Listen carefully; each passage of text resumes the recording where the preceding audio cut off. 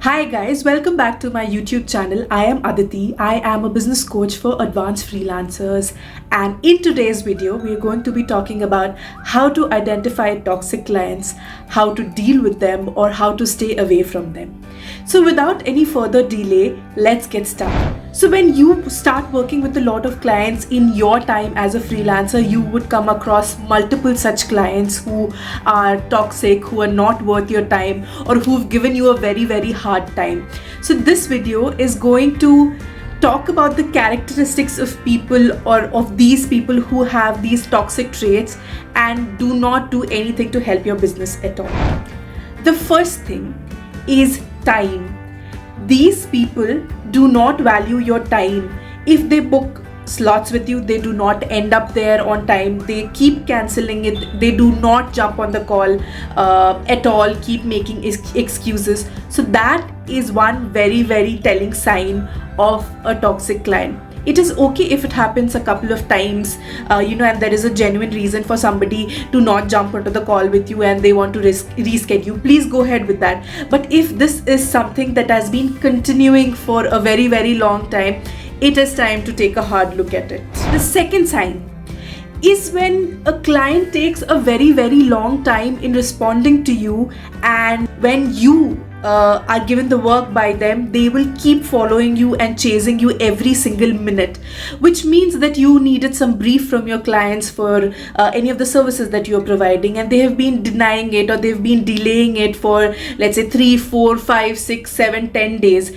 and then they come back to you with the required details, and then they ask you to deliver every single thing within 1 day or 2 days, so that you stick to the overall timeline you had promised, but you cannot do it because they have delayed it by so long. This is another very important sign of a client who's not very invested in your service, or who's not very invested in their business themselves. So this should also be taken into consideration when you're talking to clients, when you're doing your work. The third thing that you must take care, or that you must know, is budget handling. Not a lot of clients will have budget, and that is absolutely okay. Not everybody is your target segment, right? You have a target segment, either you're doing for low paying clients, mid-level paying clients, or very high paying clients. That is absolutely your call that you want to go ahead with. But if a client within that budget that you have given them, or the code that you've given them, keeps asking for more and more services, hey, instead of 30 posts, can you do 40 posts for me on social media? Can you write extra captions for me? Can you keep engaging with me? Can you do lead generation as well? So in these cases, you have to realize that they do not value the experience that you are bringing to the table, and hence, as a result, they want to milk you even more. These are the sort of clients that you must stay away. Another set of people, very similar to the set of people that I've spoken about, the fourth type of people is that they keep asking for free trials, and they will not work you until you do that. For any sort of a thing, to do a pilot project is absolutely okay, but it should be paid.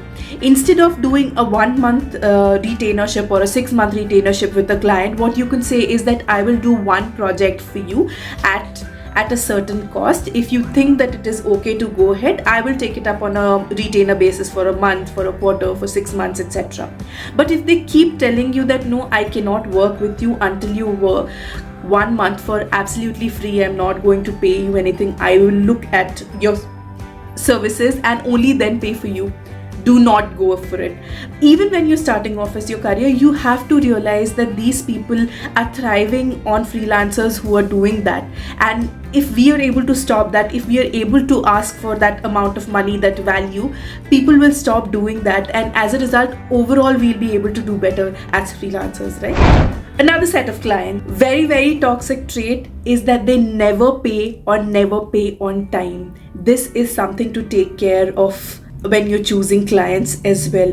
Either get people to pay upfront 50% or 100%, or ensure that there is a timeline. For example, the payment should come in on the 30th of every month, or it should come in by the 3rd of every month, and make sure that people follow it. If people are not doing it for once or twice is absolutely okay, please give considerations. But it's happening month on month, week on week, and you've not been able to take care of it, please give them a warning saying that you will not be able to continue your services if this happens. And this is another trait of a toxic client. Let's talk about another set of toxic clients. These set of clients do not have absolutely any idea of what to do with their business, and they don't trust you for it as well. What they do is that they keep changing the brief as and when they want, and they keep changing the project that they're working on. For example, it could simply be like you're designing a website for a client. Or for any freelancer that you talk to who works as a website designer, you will know that you will get certain limits on your iterations.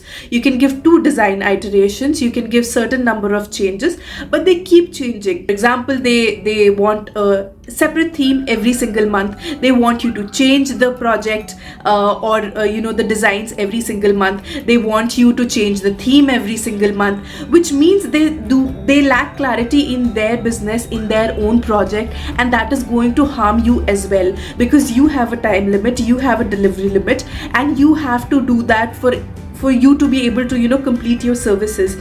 You have to ensure in that case as well, either you give them the deadline saying that no, these are the changes. For any extra changes there is going to be extra amount or charges that have to be incurred, or simply say a no, close the project and move on. Here are a few more in my experience I have seen and I wanted to share with you. So the next set of clients are somebody who do not listen to your strategies or your recommendation.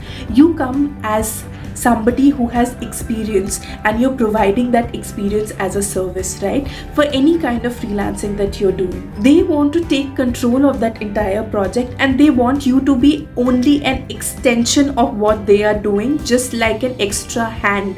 They do not want you for the services that you're providing. For example, you're providing paid ads, Facebook ads, etc. You are helping the client with strategy, what kind of target segment, keywords, what should be used, etc. But they do not listen to you for that. They have their own set of project, they have their own mindset and logic for why they are doing it.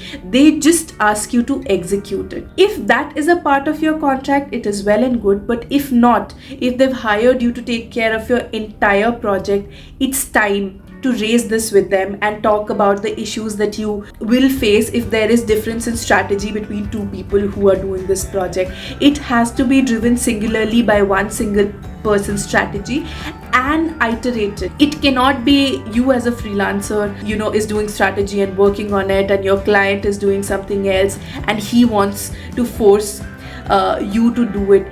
At the end, what will happen is that you will not see results, and it turns out badly for both the client and you as well.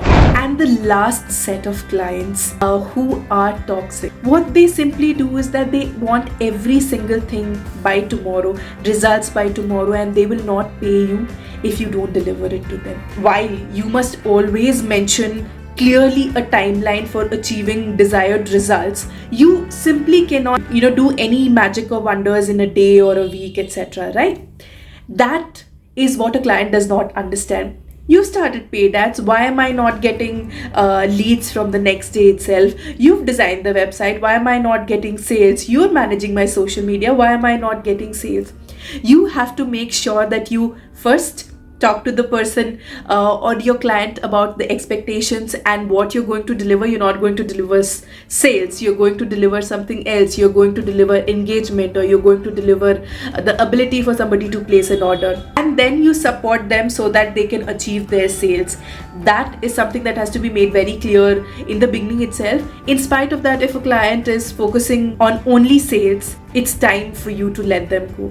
It's time for you to have that hard talk. So I hope from this video you can take away some of my experiences and implement them in your business as well, and stay as far away from toxic clients as possible, because trust me, there are great clients in the world, there are great projects in the world. It's just a matter of time, it's just a matter of practice and continuing to reach out to them, and that's it. So thank you for watching my video. I am Aditi signing off. I am a freelancer and a business coach for advanced freelancers. Have a great day.